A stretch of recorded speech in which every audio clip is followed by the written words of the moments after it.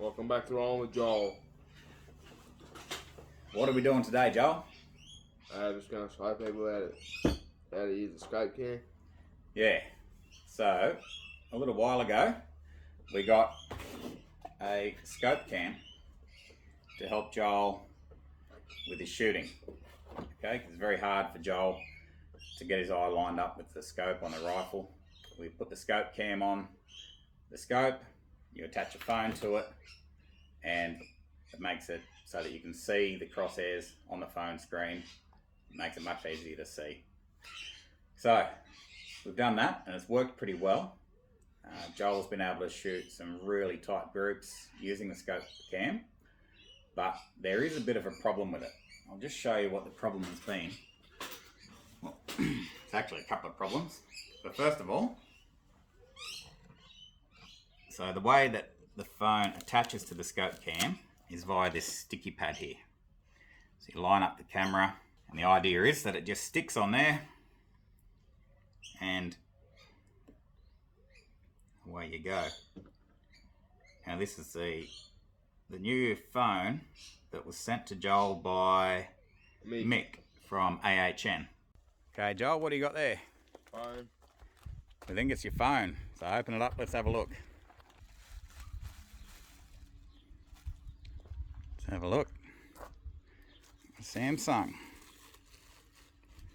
Very good. Thank you very much, Mick. This is going to make things a lot easier for Joel when he's target shooting and hunting.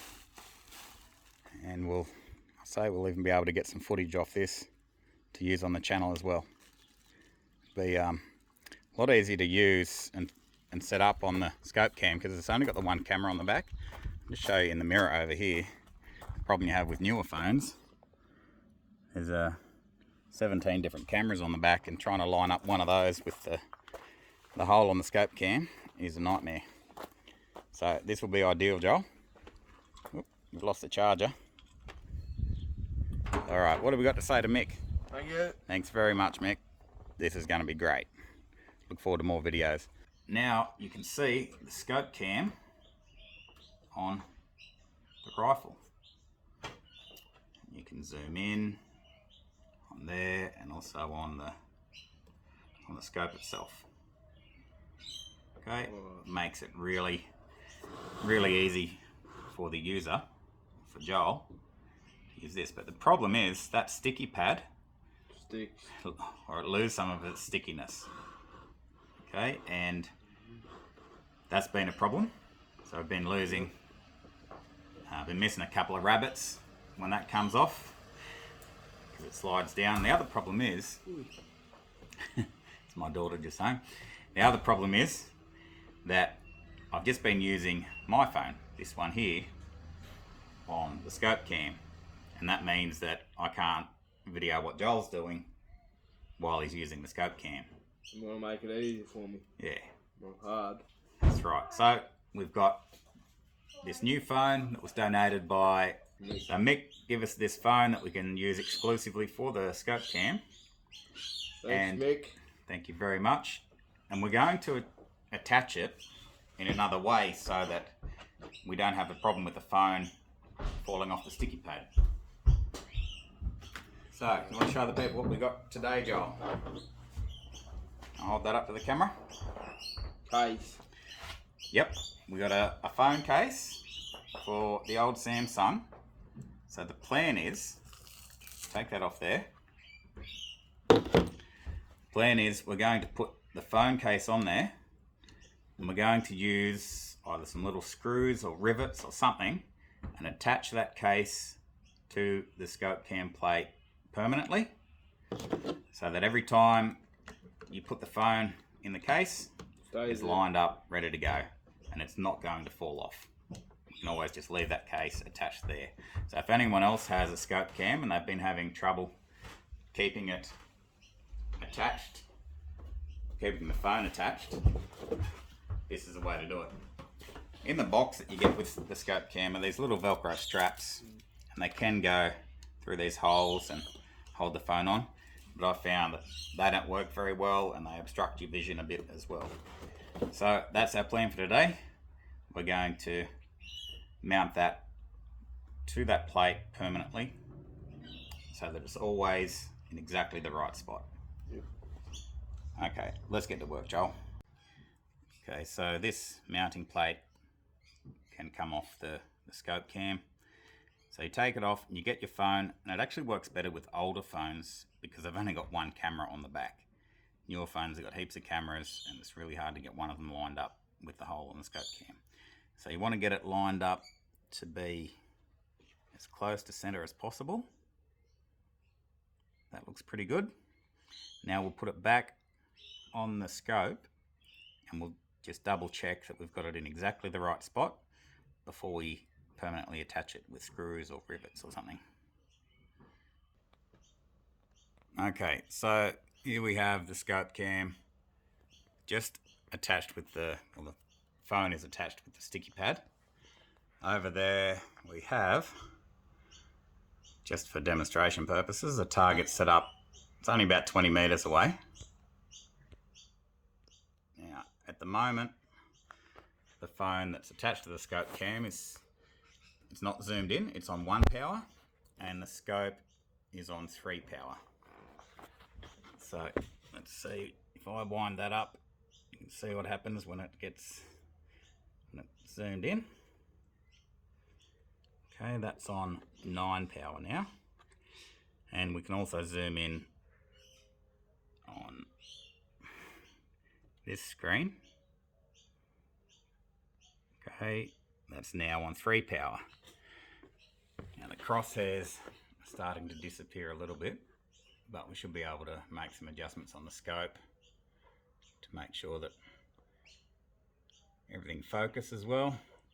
You can slide that in and out to adjust the eye relief.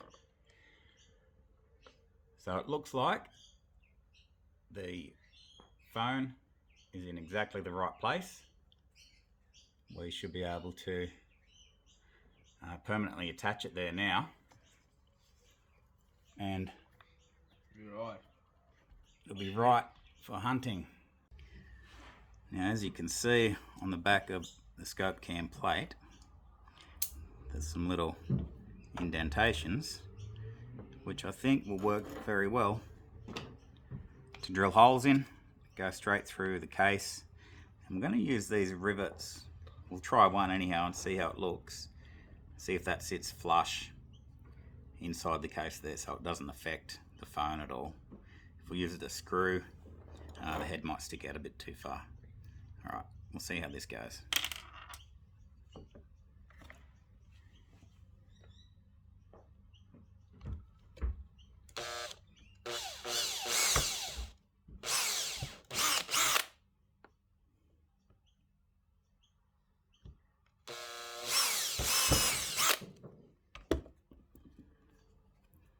Okay, and that's our first holes. We'll see if that's big enough for the rivet to go into. So it looks like it's going to do the job.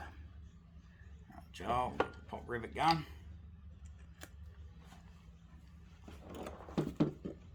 See if you can squeeze that together, mate. Yeah, getting my fingers this time. Squeeze.